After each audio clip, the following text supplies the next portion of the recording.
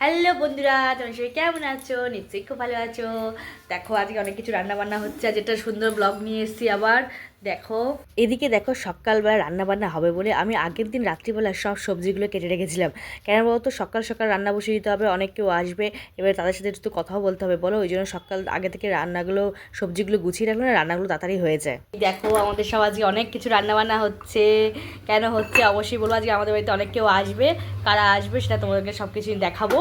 এদিকে তো সকালবেলা রান্না সব বসিয়ে দিয়েছে, কিন্তু আলু টালুগুলো আমি আগের দিন কেটে রাখিনি, ওই জন্য আলুগুলো কাটছি। আলু ভাজা হবে, মাংস হবে, তাই জন্য তার আলুগুলো সব কেটে রাখছি। তাছাড়া পেঁয়াজটা আমি আগের দিনকে এমনি যেগুলো পেস্টে ছিল সেগুলো সব কেটে রেখেছিলাম, বাট এমনি যেগুলো পেঁয়াজটা ভেজে দেবো সেই পেঁয়াজটা, টমেটো, এগুলো সব কিছুই কাটা হয়নি, এগুলো আমি সব বসে বসে কাটছি। ওদিকে আমাদের রান্না বসে গেছে।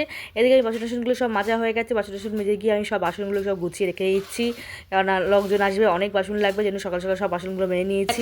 রান্না বান্না সব চলছে। এদিকে দেখো পায়েস হচ্ছে, এদিকে এটা মাংসের আলু ভাজা হচ্ছে, এদিকে দেখো মাংসটা ম্যারিনেট করে রাখা হয়েছে। যারা আসবে তারা এক করে চলে আসবে, দেখাবো তোমাদের সবই। এদিকে রান্না পুরো ফুল দমে রান্না চলছে।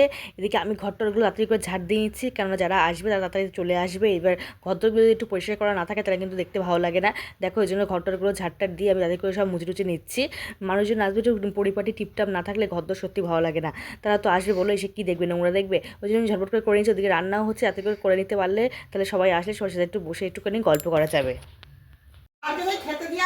এই যে দেখো, এই যে মাইমা, এই যে আসবে বলেছিল যে বোন, আর এই যে আমার মেজো মাইমা, এই দেখো এসেছে।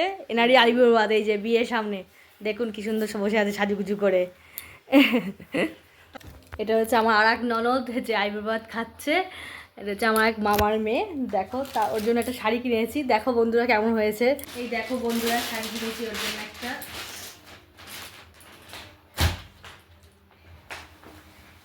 এই দেখো, এই দেখো শাড়িটা, শাড়িটা কাটলাম কি সুন্দর, কেমন হয়েছে অবশ্যই কিন্তু বললো। আর এখানে সায়া ব্লাউজ আছে, এই যে সায়া ব্লাউজ, আর নিয়েছি সায়া ব্লাউজ, আর এই যে শাড়ি। শাড়িটা কেমন হয়েছে অবশ্যই বলো, কিন্তু তোমরা জানিও আমাকে কমেন্ট করে। দেখো শাড়ি কালারটা খুব সুন্দর। বরবাদ হবে, এই জন্য সব খাবার দাবার গোছানো চলছে। এই দেখো এদিকে দেখছি সব কমপ্লিট হয়ে গেছে, মা ওদিকে সাজাচ্ছে আবির্ভাতের জন্য, এদিকে আমিও ওদিকে দেখো বার্থডে নিয়ে সব সাজিয়ে নিচ্ছি। দুজন মিলে তাড়াতাড়ি তাড়াতাড়ি হয়ে যাবে, ওই জন্য সব কিছু সাজিয়ে গুছিয়ে নিয়ে আবির্ভাত দেবো বলে সব রেডি করছি। যাও তো, সাজানো গোছানো আমার সব হয়ে গেছে। এদিকে দেখো থালাটাকে সাজিয়ে দিয়ে আমি সব ফুল টুল দিয়ে একটু সাজিয়ে গুছিয়ে দিচ্ছি। আবির্ভাত বলে কথা, একটু ফুল টুল দিয়ে সাজিয়ে না দিলে সত্যি ভালো লাগে না। আমার ওই ননদের বেলাও আমি সাজিয়ে দিয়েছিলাম, তোমরা নিশ্চয়ই ব্লগে দেখেছো। আমার এটা এই ননদের বেলাও আমি সাজিয়ে দিচ্ছি। এই যে বসে পড়েছে দেখো আমার ননদিনী সাজা খেতে। এটা হচ্ছে আমার মামা শ্বশুরের মেয়ে, ওর সামনেই বিয়ে, তাই জন্য ওকেও আশীর্বাদ দিলাম। দেখো কি সুন্দর লাগছে, কি মিষ্টি লাগছে, কেমন লাগছে অবশ্যই কিন্তু বন্ধুরা কমেন্ট করে অবশ্যই জানিও।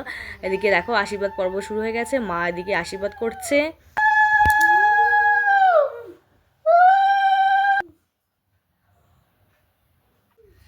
আশীর্বাদ করে দেখো মা ওকে যে শাড়িটা ওর জন্য কিনেছিল ওটাকে দিয়ে দিল।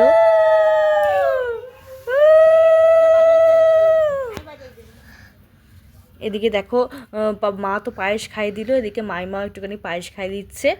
মাইমাকে বললাম মাইমা তুমি একটু পায়েস খেয়ে দাও, সবাই পায়েস খাচ্ছে, আমি বা কেন বাদ যাই বলো, আমি একটু বোনকে পায়েস খাইয়ে দিলাম, পায়েসেতে শুভ, তাই সবাই একটুখানি পায়েসই খাইয়ে দিল।